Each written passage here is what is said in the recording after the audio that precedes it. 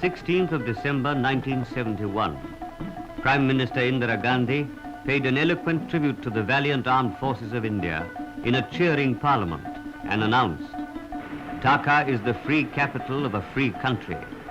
A new nation was born, Bangladesh."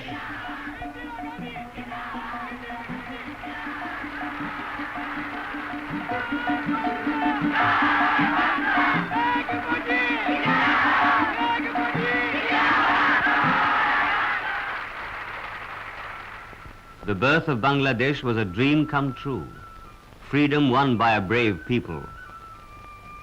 Freedom from the colonial rule of West Pakistan's military junta. Freedom from economic exploitation. Freedom to govern and shape the future of their Sonar Bangla.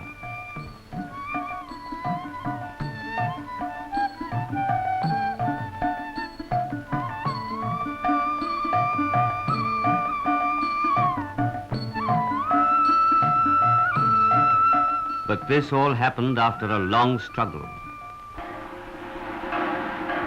A struggle for democracy, a struggle to hold general elections. The elections were held in November of 1970.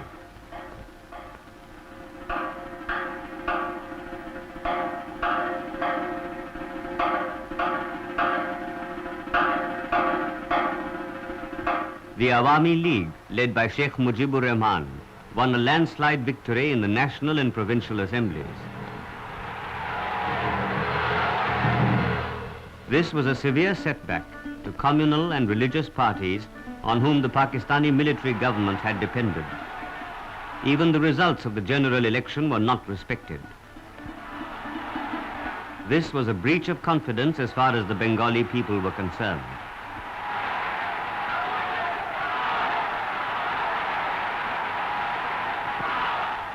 The Sheikh made it clear that the people's verdict was known and that 75 million people could not be kept down. He gave a call for satyagraha and launched a no-tax campaign.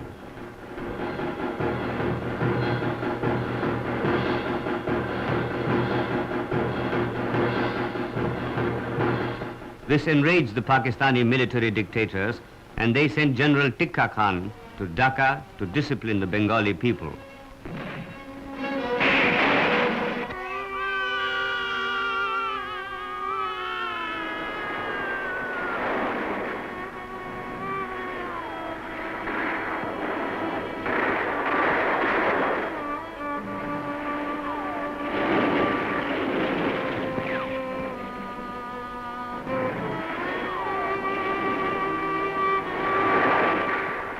Pakistan had one infantry division of 4 brigades deployed in the east. A further build-up was to continue till April to suppress the Bengalis. So, to gain time, General Yahya Khan pretended to negotiate.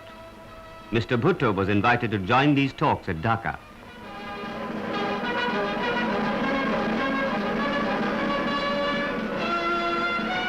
Sheikh Mujibur Rahman tried for a constitutional settlement, but the talks collapsed.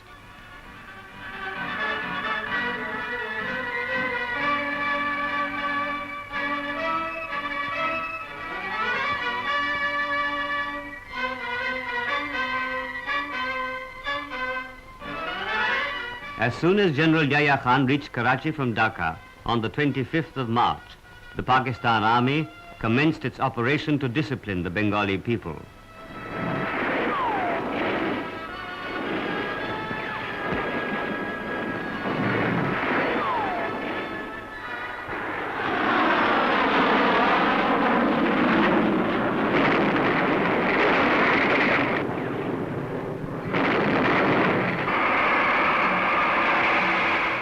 With no solution in sight, Sheikh Mujib took over the administration and proclaimed an independent Bangladesh.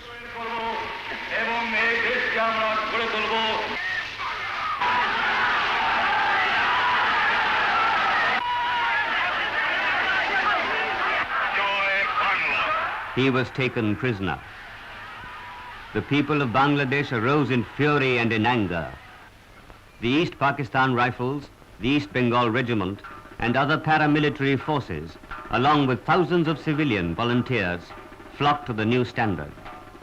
Thus was born the Mukti Fauj, the army of liberators, which later on was called the Mukti Bahini.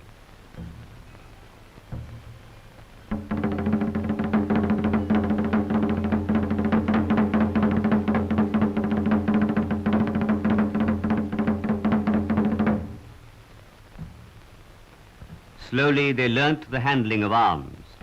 Once this was accomplished, they mastered the situation.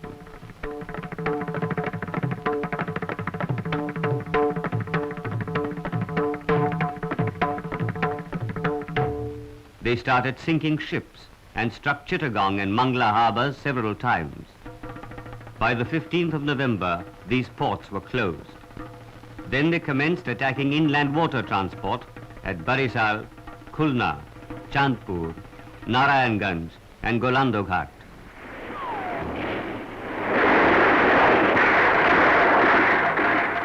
By now the Mukti Bahini had grown more proficient in weapons handling, field craft and guerrilla tactics.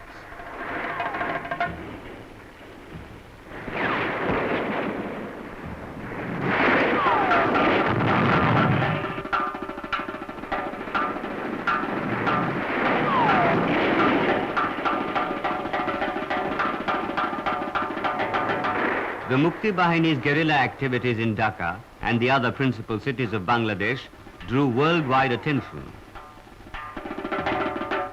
The frustrated Pakistani war machine tried to hoodwink the world with false propaganda.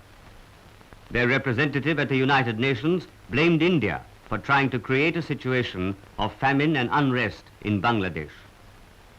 But the fact was that Pakistan itself was creating such a situation. Millions of Bengalis fled from their homeland.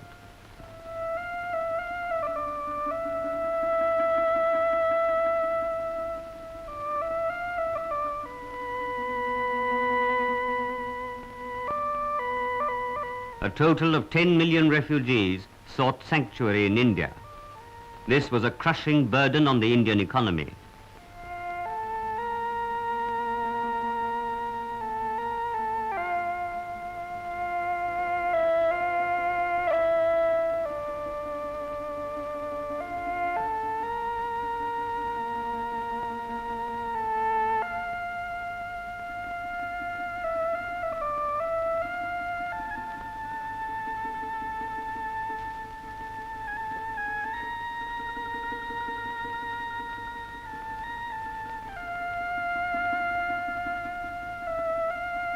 The monsoon added to their miseries.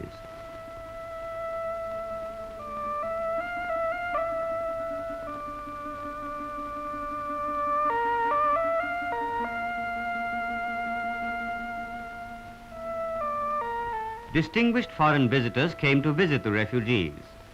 They heard endless tales of terror and barbarism perpetrated by the Pakistani overlords.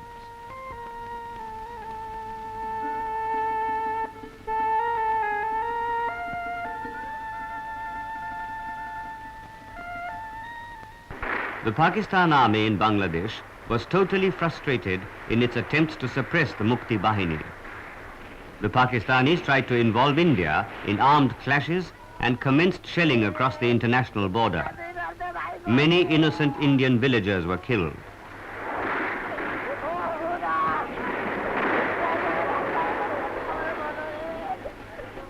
Ultimately, India had no alternative but to silence the Pakistani guns.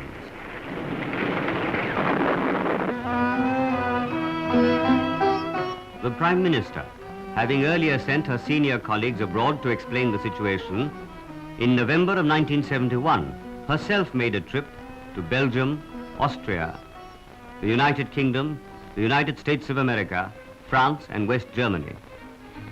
She appealed for justice for the Bengali people and relief for India from the strain of keeping the refugees.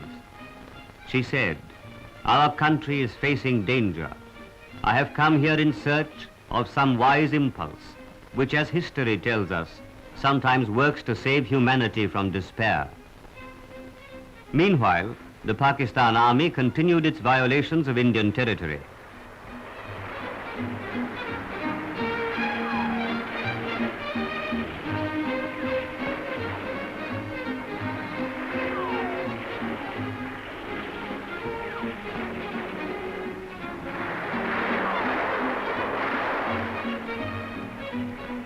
the government of India could not remain a silent spectator to Pakistani aggression and was reluctantly compelled to authorize the armed forces sector commanders to carry out limited crossings into Bangladesh at Boira, Hilli and Dhalai.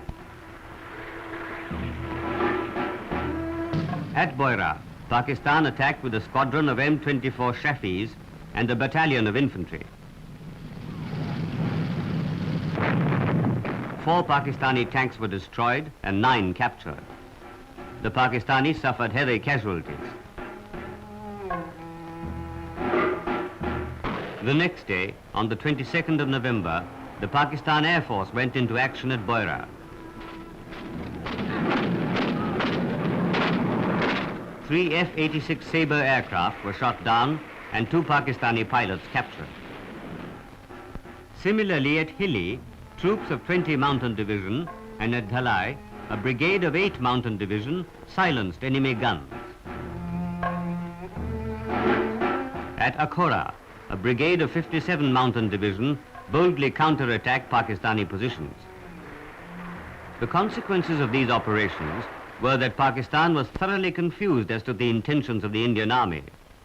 Without understanding this, General Yahya Khan said, "Situation created by the Indian aggression is leading the two countries to a point of no return. I would like to make it absolutely clear that we shall defend our honor. We shall defend our territorial integrity with all the forces at our command." Having created an unmanageable situation entirely through his own folly, General Yahya Khan was now about to pull the roof down on himself. Pakistani battle deployment was first observed in Poonch in August of 1971.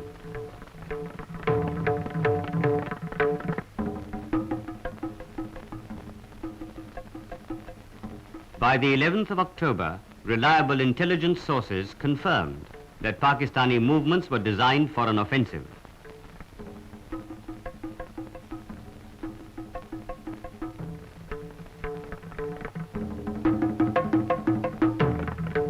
The Indian armed forces were ordered to deploy themselves defensively.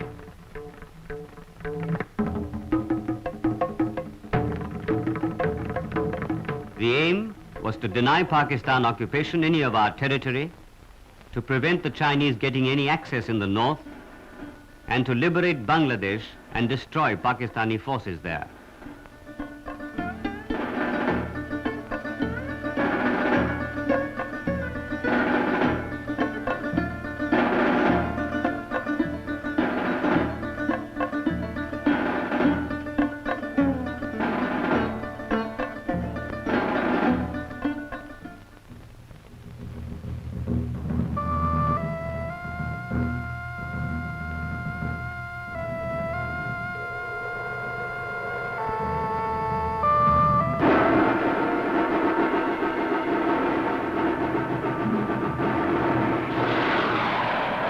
On the 3rd of December, Pakistan launched a surprise airstrike on Indian airfields in the Western Command area.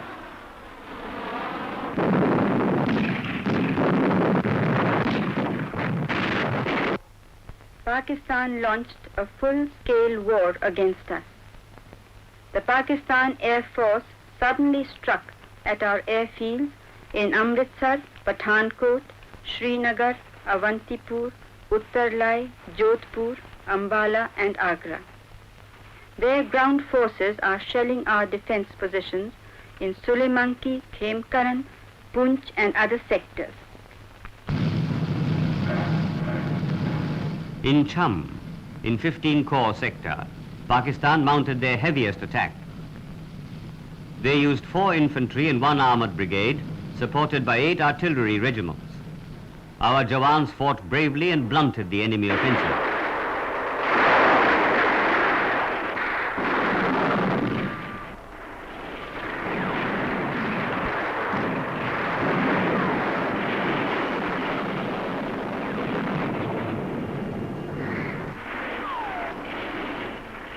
An infantry brigade of 10 Indian Infantry Division deployed west of the Munawwar Tawi was reinforced with armor and infantry. The Indian Air Force provided excellent support in the Battle of Chum and helped the brigade in delaying the enemy for 72 hours. The Pakistani attack on the 8th and 9th of December on the eastern bank of the Munawwar Tawi was beaten back. Casualties on both sides were heavy.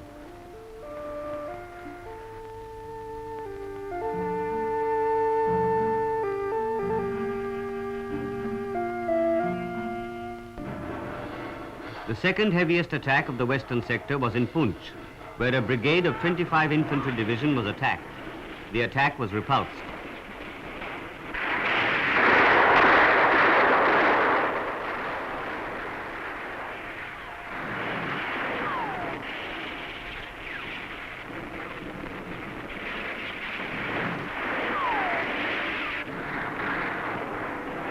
The IAF, at the request of the army, provided splendid support and bombed the area of Kahuta by night.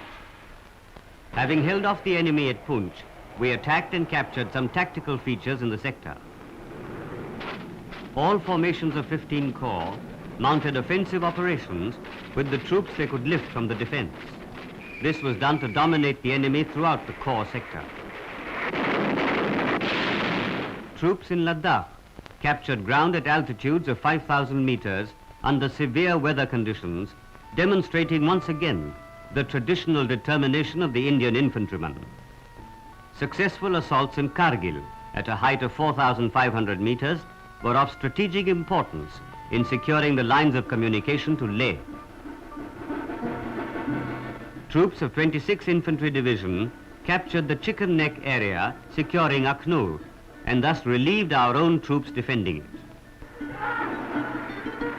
Troops of 19 Infantry Division carried out successful operations in the Lipa Valley.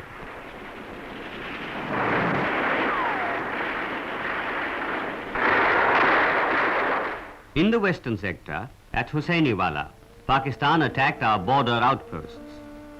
The attack was repulsed at some posts and counter-attacked at others to regain the lost posts.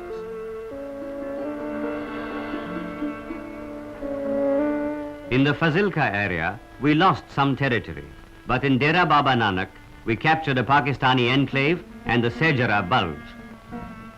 The more we gained, the greater the lies the Pakistan war machine told. It claimed to have put Amritsar airfield out of action, but the fact was otherwise.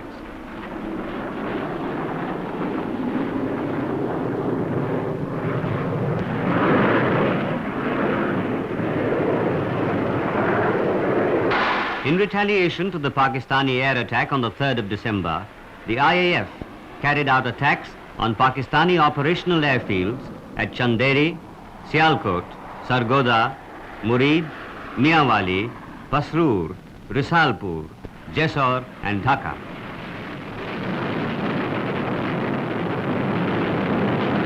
On the 6th of December, the Attock oil refinery was set ablaze. Railway communications and marshalling yards were the particular targets of our Air Force and Navy.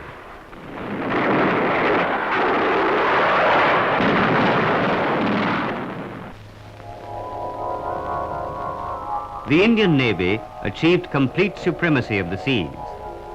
The enemy's sea lines of communications from West Pakistan to Bangladesh were completely cut off.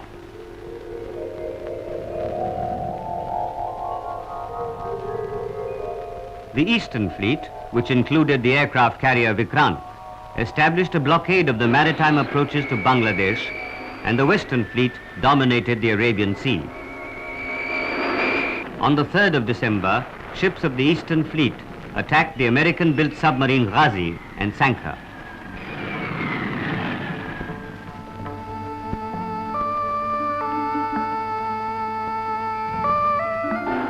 Aircraft from INS Vikrant attacked Chittagong and other harbors.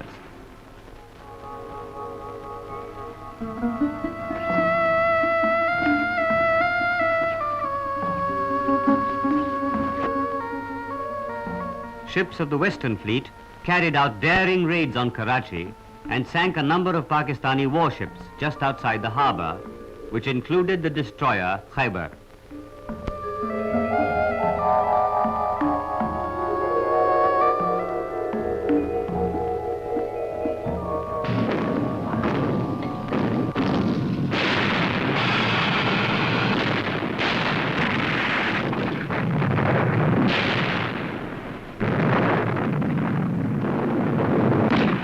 Oil installations at Karachi were destroyed by a well-coordinated naval and aerial bombardment. A number of merchant ships, both enemy and neutral, proceeding to enemy ports, were intercepted and their cargo examined. The enemy ships were captured.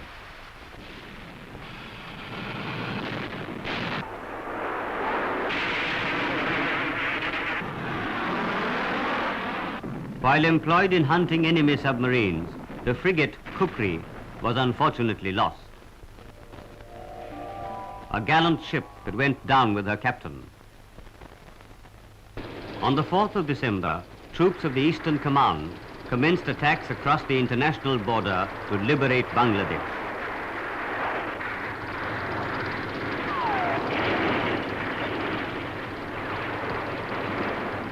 In the 2-corps sector, overcoming opposition on the borders, the troops advanced towards Jessore, Jhenida, and Darsana. In the 4-corps sector, Shamsher Nagar was speedily captured along with the airfield. This was the first major success. By the 5th of December, the vital railway stations of Akhora and Lakshman in the Komila sector were captured.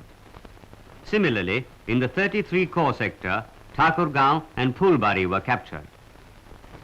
Meanwhile, the Indian Air Force achieved air superiority in Bangladesh. On the first day, 10 Pakistani aircraft were destroyed, leaving a balance of 8. A total of 190 sorties were carried out. In fact, the PAF in Bangladesh was wiped out within 48 hours. By the 6th of December, the Prime Minister announced in Parliament to an excited House that India had recognized the government of Bangladesh. The first Bangladesh High Commissioner, Mr. Humayun Rashid Chaudhry, said, Madam Prime Minister, you are not only the leader of the great people of India, you are a leader of the people of Bangladesh.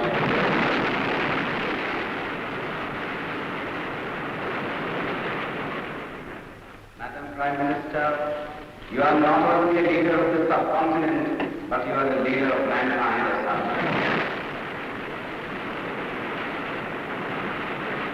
Troops of 33 Corps, having earlier fought a determined action at Hilli, advanced along with the Mukti Bahini to Ghoraghat and Bogra.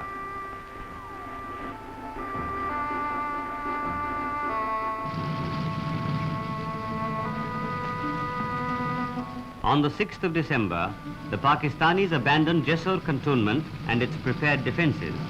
And on the 7th of December, troops of 9 Mountain Division entered Jessore, the first major city to fall.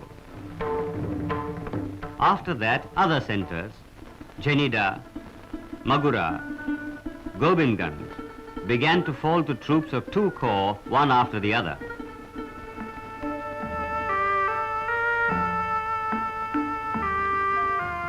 On the 8th of December, the first message of the Chief of Army Staff, General Manekshaw, was broadcast asking the Pakistani army to surrender. He said, "Your condition is hopeless and you cannot get out."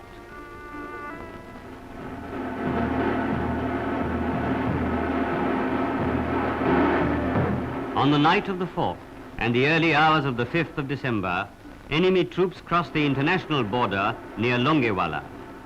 By daylight, they had reached near one of our posts. The tanks and the artillery subjected the post manned by rifle company to very heavy fire.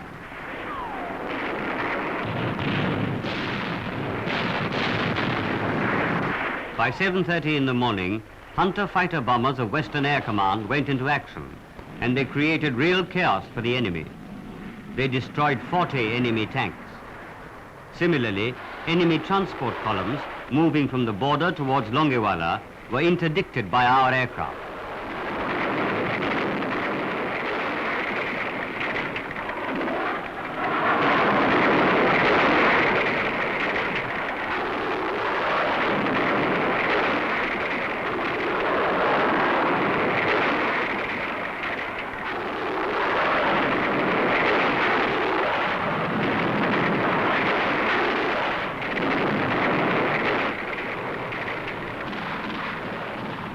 Longewala was reinforced under cover of close air support, and a counter-attack was launched.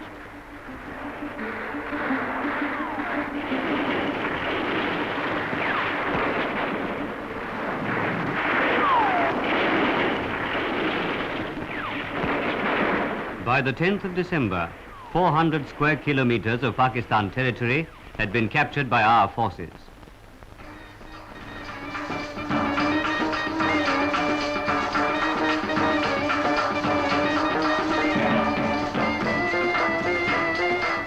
The same night, troops of 11 Indian Infantry Division launched a limited offensive towards Nayachor to draw out enemy reserves and pin them down. By the 5th of December, Relnor, Khokrapar, Gadra City, Khinsar and Pirani Ki Par were captured. The old abandoned railway line was put into commission by the Indian Railways, a great feat which was of much logistic value. By the 13th of December, the Parbatali feature overlooking Nayachor was captured. The enemy reinforced this sector. By the time of the ceasefire, 2,800 square kilometers of Pakistani territory had been captured. Our line of communication from Pathankot to Jammu is within 12 kilometers of the international border. Opposite this, in the Zafarwal-Narawal area and on to Kasur, Pakistan had constructed heavy concrete fortifications and laid extensive minefields. The Pakistan 8th Division, comprising 4 brigades, with an armored brigade of 4 regiments, were defending this area. In addition, Pakistan had its 6 armored divisions, less an armored brigade, and some elements of 17 Pakistan Division in reserve for a counter-attack. When it was clear that Pakistan was not likely to do anything in Shakargarh, one Indian corps was launched into the attack on the night of the 5th, 6th of December.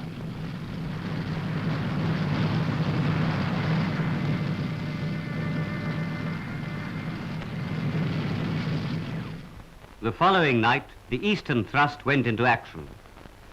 By the 15th of December, delayed by heavy obstacles, the northern thrust reached the line of the river Basantar and the lateral road from Zafarwal to Shakargarh. The eastern thrust reached the line of the river Basantar bridge on the 12th of December. Our attempts to capture Shakargarh failed. By the 16th of December, a bridgehead had been established west of the river Basantar, threatening Zafarwal. By the time of the ceasefire, one Indian corps had advanced 11 kilometers all along its front, closely supported by the IAF, and captured 300 kilometers of densely populated and fertile area. By the 9th of December, initial objectives in Bangladesh had been captured and thrust lines were well established. Some prisoners and much of Pakistan's war material had fallen into our hands. Now the only question was, when would Dhaka fall?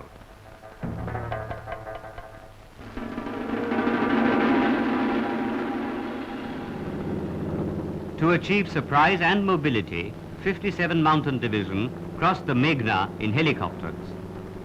It was an enormous task that these helicopters had to perform.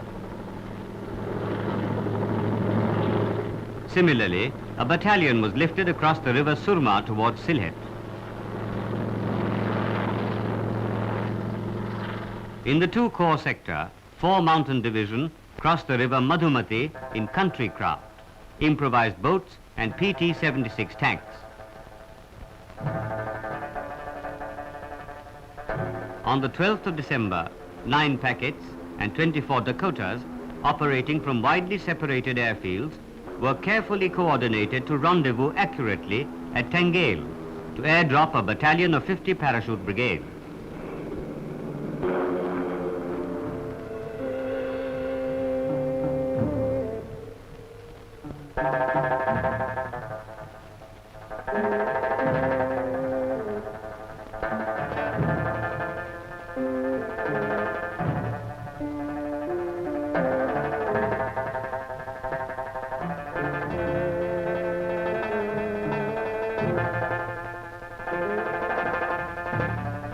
They joined the Mukti Bahini to speed up the advance on Dhaka.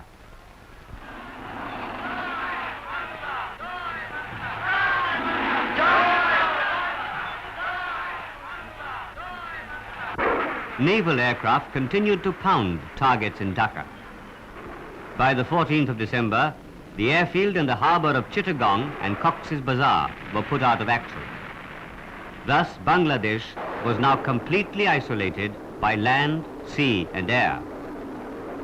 As a result of this, the puppet government of East Pakistan, headed by Dr. Malik, resigned en masse. An English reporter said, I got there after the first raid on the governor's house, which half destroyed the residence. Then I got there just after that, I found the governor in the bunker, in the guard, trembling like a leaf and saying, I didn't quite know whether to resign. Should I resign? Will my wife be killed by the Indian Army? Can I get at the Intercontinental Hotel? As we were standing there in this bunker, suddenly there was another raid. And all hell broke loose. There was an enormous crash. And hardly the crash died down, but the governor suddenly produced a ballpoint pen, a scrap of paper, a few carbons, and had written out a resignation statement in a matter of seconds, just in time actually for the second big crash. Meanwhile, the United Nations debated the issue.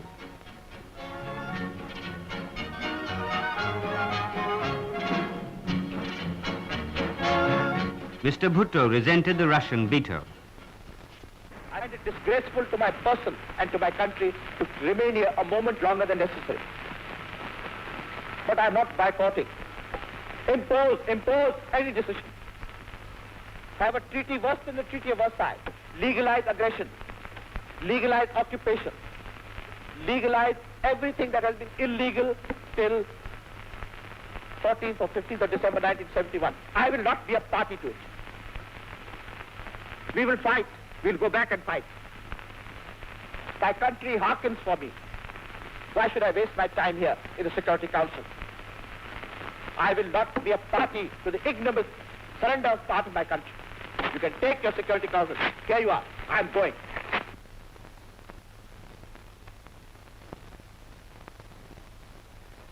The pressure of time for the capture of Dhaka was enormous. An amphibious operation was mounted on Cox's Bazar.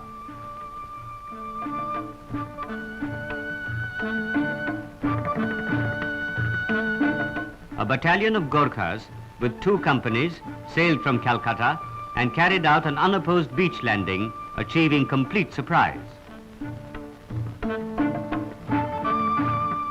Aircraft of the IAF continued attacks on the Karachi docks, setting fire to oil storage dumps between the 7th and the 8th of December.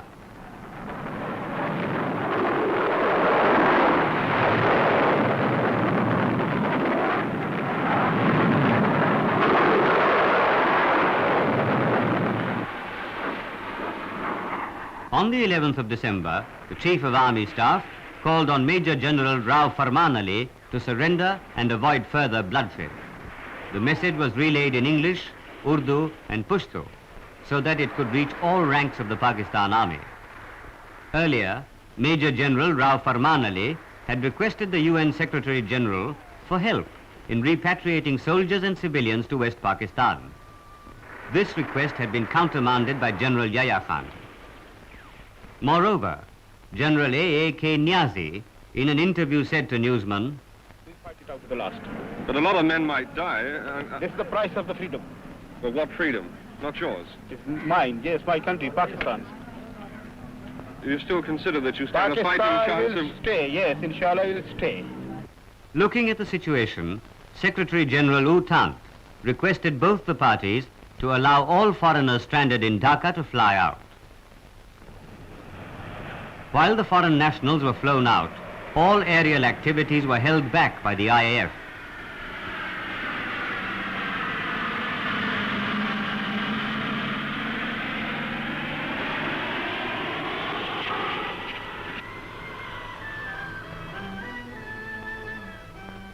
In an endeavor to sneak out merchant shipping from the naval blockade, Pakistani ships donned false colors. They were intercepted by the Indian Navy.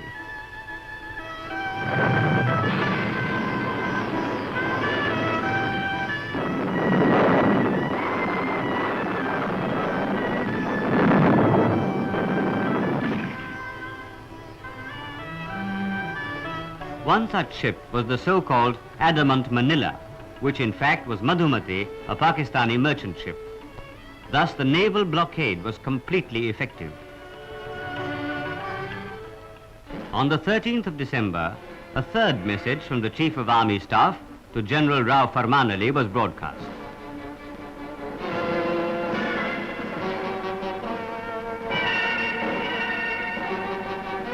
The parachute troops dropped earlier by the IAF entered Dhaka, and by the end of the day, Dhaka was surrounded and invested. General Jamshed, GOC 36 Pakistan Division, and the Dhaka garrison surrendered to the Indian Army. On the 15th of December, Lieutenant General A.A.K. Niazi offered a ceasefire with conditions. The Chief of Army Staff summarily rejected the terms and demanded unconditional surrender, pledging full rights and privileges under the Geneva Convention. He said that the date would be the 16th of December 1971 and the time 900 hours. At 4 p.m. on the 16th of December 1971, Lieutenant General A.A.K. Niazi signed the instrument of surrender and placed himself and his troops under the command of Lieutenant General J.S. Arora, GOC in C, Eastern Command, who also held command of the Bangladesh forces. At the Dhaka golf course, the Dhaka garrison formally laid down their arms before Lieutenant General Sagat Singh, GOC 4 Corps. At Magura, Major General Ansari, GOC Pakistan 9 Division, surrendered himself and his command to Major General M.S. Brar, GOC 4 Mountain Division. At Khulna, a brigade of the Pakistan Army, which had held out until the ceasefire, finally surrendered to Major General Dalbir Singh, GOC 9 Mountain Division.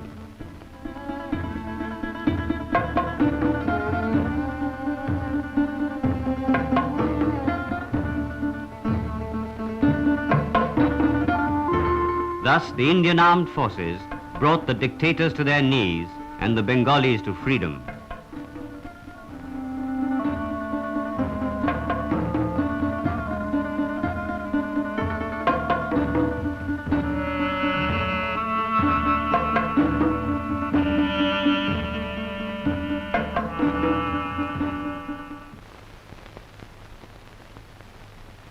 The next day at the United Nations, Sardar Swaran Singh announced a unilateral ceasefire. We have repeatedly declared that India has no territorial ambition. Now, as the Pakistani armed forces have surrendered in Bangladesh and Bangladesh is free, it is pointless in our view to continue the present conflict.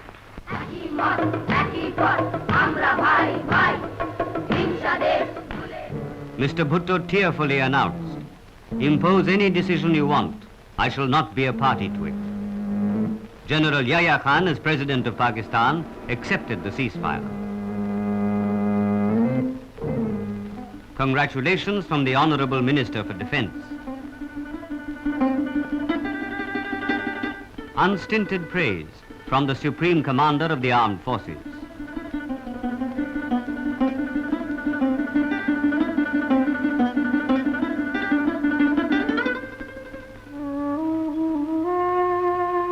During and after the war, the wounded were visited by the Prime Minister and the service chiefs.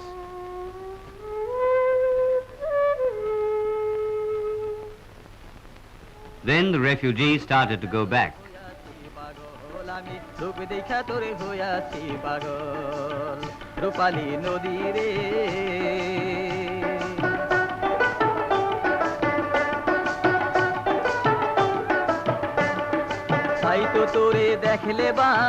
Now began the task of assisting the civil government to start functioning. The Indian Army happily accepted this responsibility too. They repaired bridges, roads and railway tracks. They set communication lines humming again.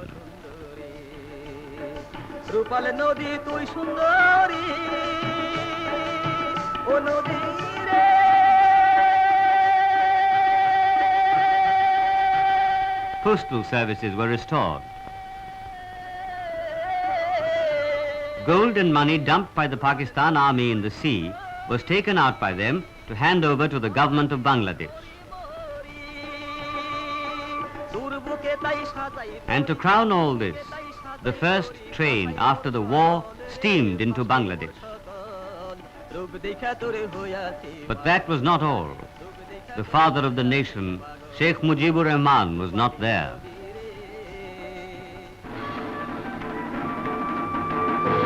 And then, like a familiar fairy tale ending, he too came.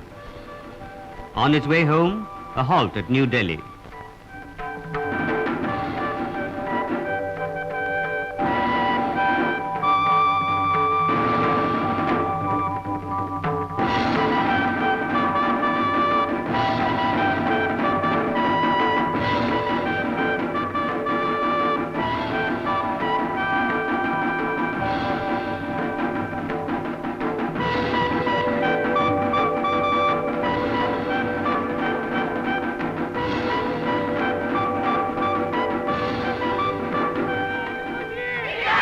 At last, the government of India felt that it had redeemed all its pledges.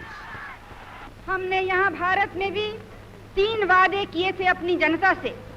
पहले ये कि जो शरणार्थी यहाँ आए हैं वो सब वापस जाएंगे। दूसरा ये कि हम हर तरह से मुक्ति वाहिनी की सहायता करेंगे, बांग्लादेश के लोगों की मदद करेंगे। और तीसरे कि शेख साहब को हम जरूर छुड़वाएंगे जेल से।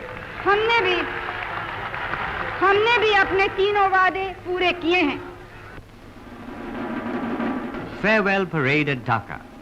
The Indian Army, having done its good work, returned with all the love, affection and respect Bangladesh could offer.